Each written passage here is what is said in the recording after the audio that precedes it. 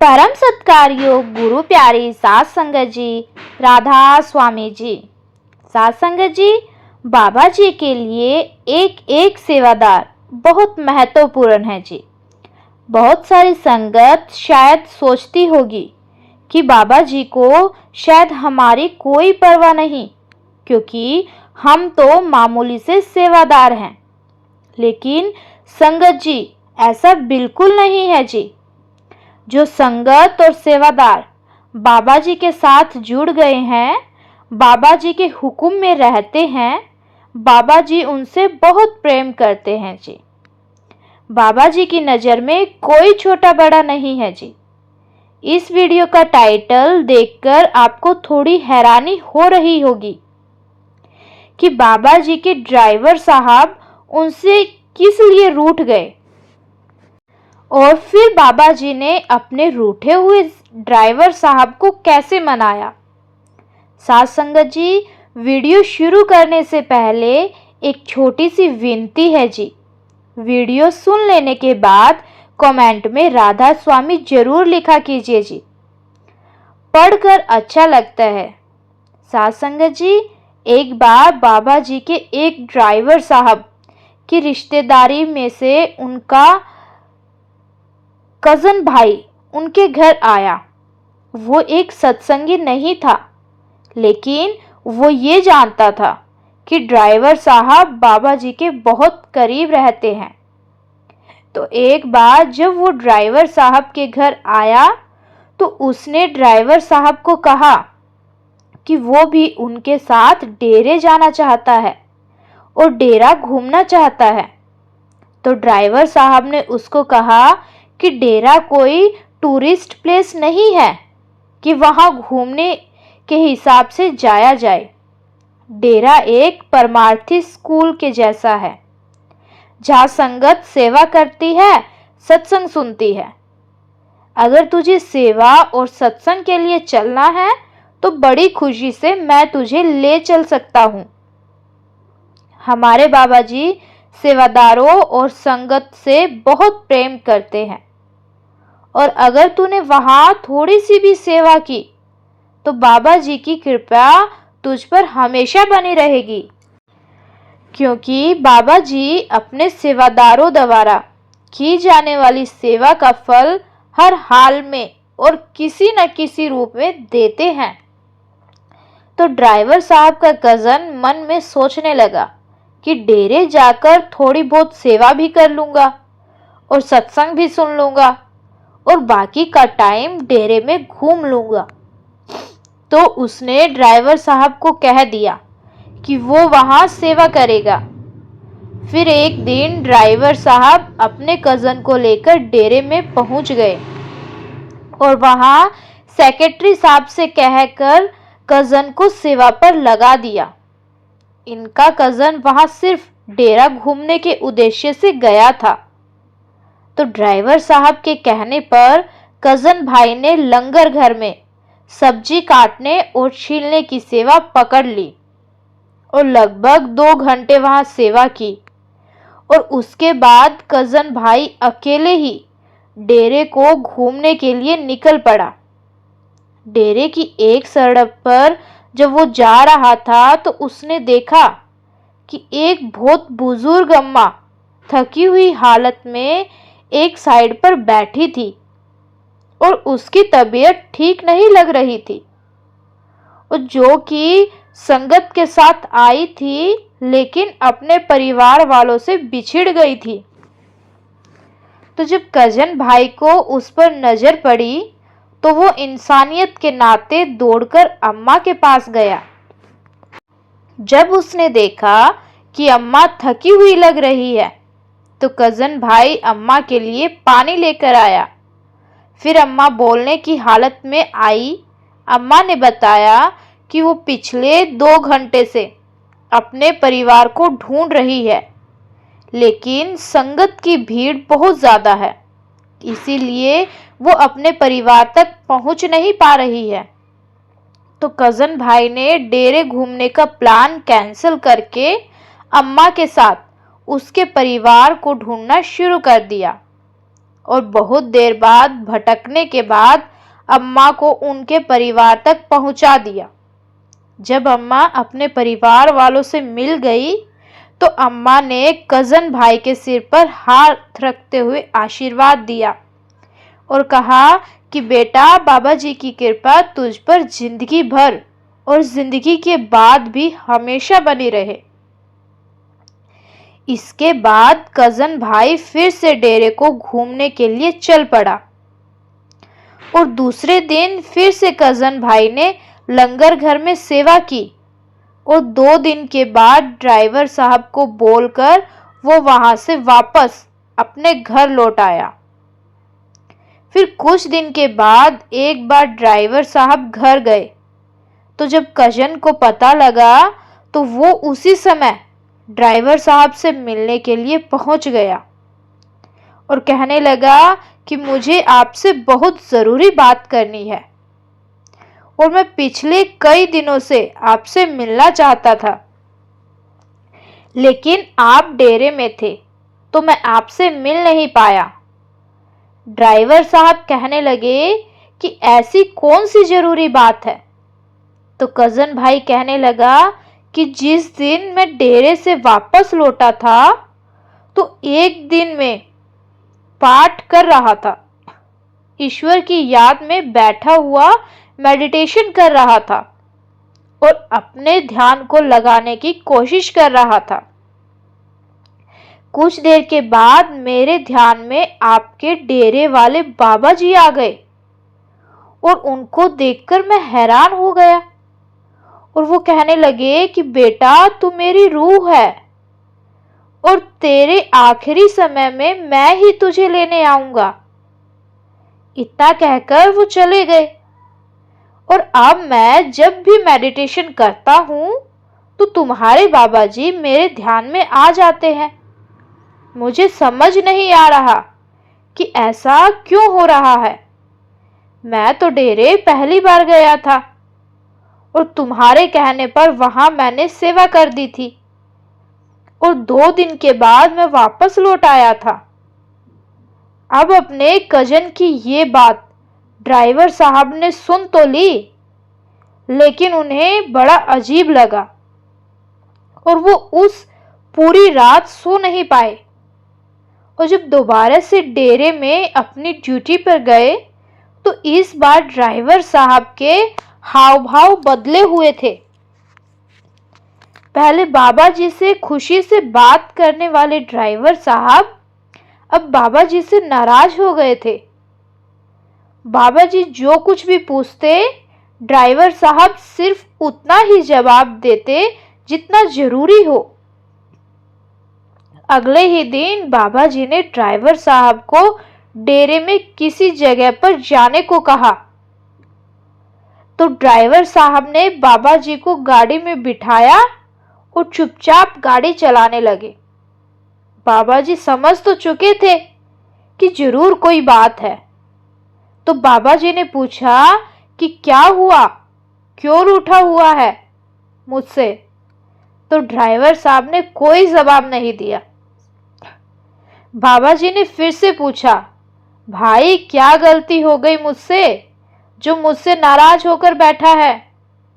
Driver साहब कहने लगे कि बाबा जी, मैं आपका सेवादार हूँ, मैं डेरे में सालों से सेवा कर रहा हूँ और आप साथ ले जाने का वादा उसको कराए जो मेरी वजह से पहली बार डेरे आया था। मुझे तो आपने कभी ऐसा नहीं कहा। बाबा जी तो जाने जान थे। बाबा जी समझ गए कि ये किसकी बात कर रहा है। बाबा जी कहने लगे कि बेटा, तूने ही तो उसको कहा था कि बाबा जी अपने सेवादारों का कर्ज नहीं रखते। मैंने तो तेरे वचनों का ही मान रखा है। और फिर उसने एक कमाई वाली अम्मा की सेवा भी की और उस अम्मा ने भी वचन भर दिया कि बाबा जी की कृपा जिंदगी के बाद भी तुझ पर बने रहे। मैं तो तुम दोनों के वचनों का मान रख रहा हूं। मैंने अपनी तरफ से कुछ नहीं किया। बाबा जी की इस बात को सुनते ही ड्राइवर साहब की आंखें भर आई। ड्राइवर साहब ने अपनी गलती के लिए बाबा जी से क्षमा मांगी। फिर आगे बाबा जी ने ड्राइवर साहब को समझाया कि बेटा, जब मालिक तेरे कजन की संभाल कर सकता है जिसने 2 दिन सेवा की, तो क्या तेरी संभाल नहीं करेगा। ड्राइवर साहब को बाबा जी की बात समझ आ गई। साथ संगत जी, जो रूहें मालिक से खुद को जोड़ चुकी है, जिनका भजन सिमरन बहुत ज्यादा है, उनके मुख से निकलने वाले वचनों को बाबा जी हर हाल में पूरा करते हैं। जैसा कि आपने सुना कि कमाई वाली अम्मा और ड्राइवर साहब के मुख से कजन भाई के लिए आशीर्वाद निकला और बाबा जी ने उन वचनों को पूरा किया। लेकिन साथ संगत जी, इस संसार में सभी रूहें इस कमाई वाली अम्मा और ड्राइवर साहब जैसी नहीं होती। कुछ रूहें बहुत ज्यादा कमाई करने के बाद अपनी सारी कमाई को एक पल में मिट्टी में मिला लेती हैं। मैं आपको ऐसी ही एक पति पत्नी के बारे में बताती हूँ जी, जिनकी नाम की कमाई इतनी ज्यादा थी कि हमारे बस की बात नहीं उतना हासिल कर पाना। परमार्थ से जुड़े इनको कई साल हो गए और इन्होंने नामदान मिलने के बाद समय का ऐसा उपयोग किया कि कभी कभी तो 8-8 घंटे भी भजन सिमरन पर बैठे रहते थे।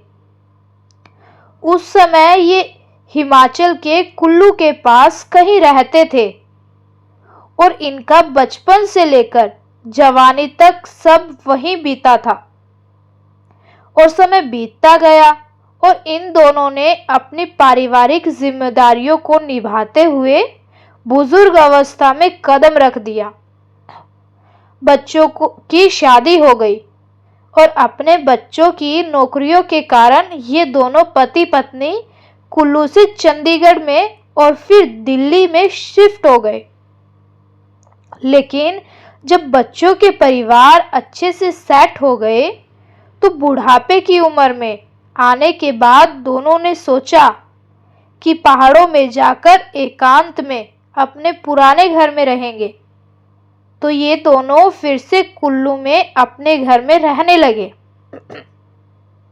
साथ संगत जी, वहां इन्होंने कुछ ऐसा काम करने शुरू कर दिए कि इनकी नाम की कमाई को मिट्टी में मिलते मिनट भी ना लगा। इनके पड़ोस में एक परिवार रहता था और उस परिवार में एक पति पत्नी थे और उनकी शादी को 12 साल हो चुके थे, लेकिन कोई संतान नहीं थी। तो कई साल दिल्ली रहने के बाद जब ये वापस कुल्लू पहुंचे तो ये अपने उन्हीं पड़ोसियों से मिलने निकले, लेकिन उनकी अभी तक भी कोई संतान नहीं हुई थी। तो इन दोनों ने ना जाने किस मूड में कह दिया कि तुम चिंता न करो, मालिक जरूर कृपा करेंगे, जल्दी ही तुम्हें संतान की प्राप्ति होगी।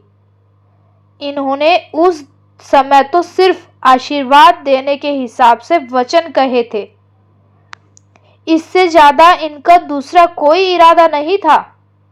लेकिन इनके भरे वचन कहे या इत्तिफाक कहे, इनके पड़ोसी के घर 1 साल बाद संतान हो गई और इनके पड़ोसी अपने संतान होने का सारा क्रेडिट इन्हीं बुजुर्ग पति पत्नी को देने लगे। पड़ोसी बहुत सारे गिफ्ट और मिठाई लेकर इनके घर आ गए और ऐसे ही कुछ समय और बीता। एक बार पड़ोसियों के रिश्तेदार को पता चला कि बुजुर्ग पति पत्नी के कारण इनकी 13 साल के बाद संतान हुई है। तो वो भी कहने लगे कि हम भी उनसे मिलना चाहते हैं। तो बुजुर्ग पति पत्नी ने पूछकर पड़ोसी ने अपने उन रिश्तेदारों को मिलने के लिए बुला लिया। बुजुर्ग पति पत्नी ने उनके लिए भी आशीर्वाद बोल दिया और मालिक की ऐसी कृपा हुई कि उनके घर भी संतान हो गई। रिश्तेदार बहुत अमीर थे, तो वो बुजुर्ग पति पत्नी के लिए 2 सोने की अंगूठियां तोहफे में लेकर आ गए, जिसको बुजुर्ग पति पत्नी ने स्वीकार भी कर लिया। और पहाड़ों में ये बात फैल गई कि कुल्लू में एक बुजुर्ग पति पत्नी रहते हैं और वो लोगों के बिगड़े कामों को बना देते हैं। साथ संगत जी, जो संगत पहाड़ों में रहती है वो ये जानती होगी कि पहाड़ों में इन सब बातों का बहुत चलन होता है। वहां के लोग इन बातों में बहुत विश्वास करते हैं। तो जब आसपास ये बात फैली तो बुजुर्ग पति पत्नी के घर लोगों की भीड़ लगने लगी। ये दोनों लोगों को आशीर्वाद देते और बदले में लोग इन्हें गिफ्ट या पैसे देते, और जिन लोगों के काम बन जाते वो इन्हें कुछ देने लगे। बड़े बड़े अमीर लोग इनके पास आने लगे। जिस उम्र में अक्सर लोग बाकी का बचा हुआ मालिक की याद में लगाते हैं, उस उम्र में ये दोनों पति पत्नी बहुत सारा पैसा जोड़ने में लगे हुए थे, जबकि मालिक का दिया इनके पास पहले से ही सब कुछ था। लेकिन अब ये नाम सिमरन को भूल बैठे थे और दूसरी ही राह पर चल पड़े थे। इनके सेंटर में एक बहुत कमाई वाली बुजुर्ग अम्मा थी और इनको शुरू से समझा रही थी कि ऐसा ना करे। ऐसा करके वो अपनी कमाई को खत्म कर रहे हैं। लेकिन इन्होंने बुजुर्ग अम्मा की बात को समझा ही नहीं और पैसे का खेल खेलते रहे। लगभग 2 साल तक ये खेल चला और इन दोनों सालों में इन्होंने ये सब करके बहुत सारे पैसे इकट्ठा कर लिए। और इन 2 सालों में एक बार भी ये दोनों भजन सिमरन पर नहीं बैठे थे। और एक दिन ऐसा आया कि दोनों को कैंसर हो गया। अब जितना भी कमाया हुआ धन था वो सब इनकी बीमारी में लगने लगा। और अब ये जो भी वचन लोगों के लिए भरते वो पूरा होने भी बंद हो गए, क्योंकि मालिक से दूर हुए इन्हें 2 साल हो गए थे और अब मालिक का इनसे रिश्ता टूट चुका था। भजन सिमरन पर बैठते तो इनकी सूरत ऊपर ही ना चढ़ती, ध्यान एकाग्र ही नहीं हो पाता।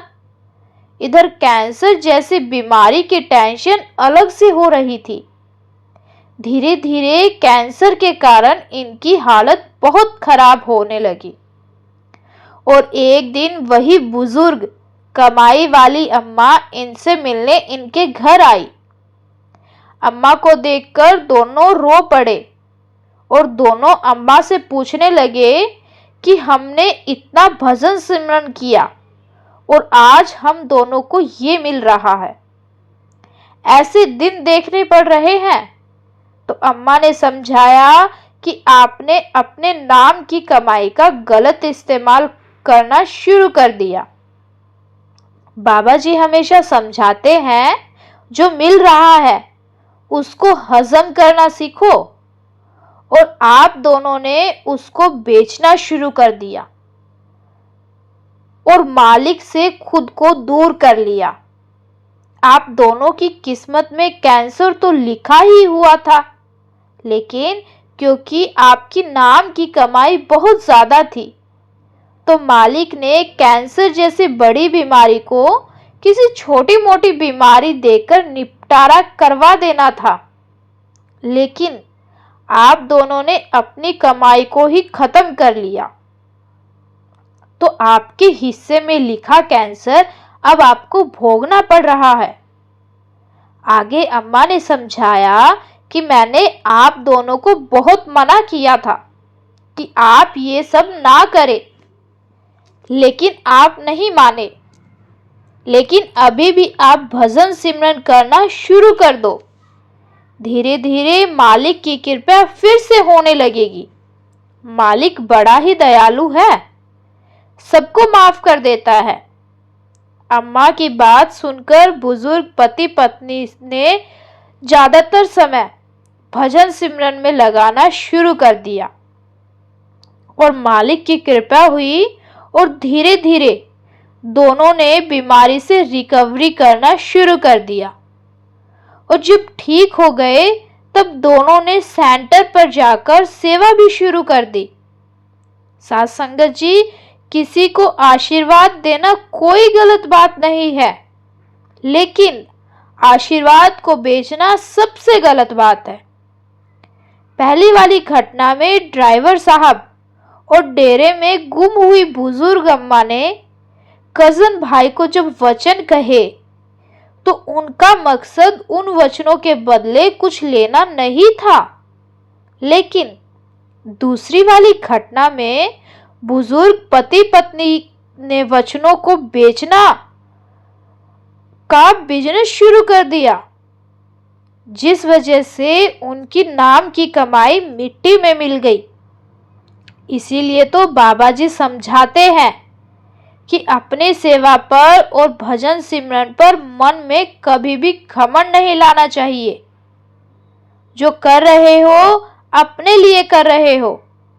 साथ संगत जी, इसी के साथ मैं आपसे विदा लेती हूँ। वीडियो को शेयर करने की सेवा जरूर करें और एक बार फिर से विनती है, कमेंट में राधा स्वामी लिखना मत भूलें। जो संगत चैनल पर पहली बार आई है उनसे भी हाथ जोड़कर विनती है कि संगत के अपने इस चैनल को जरूर सब्सक्राइब करें जी। गुरु प्यारी साथ संगत जी, राधा स्वामी जी।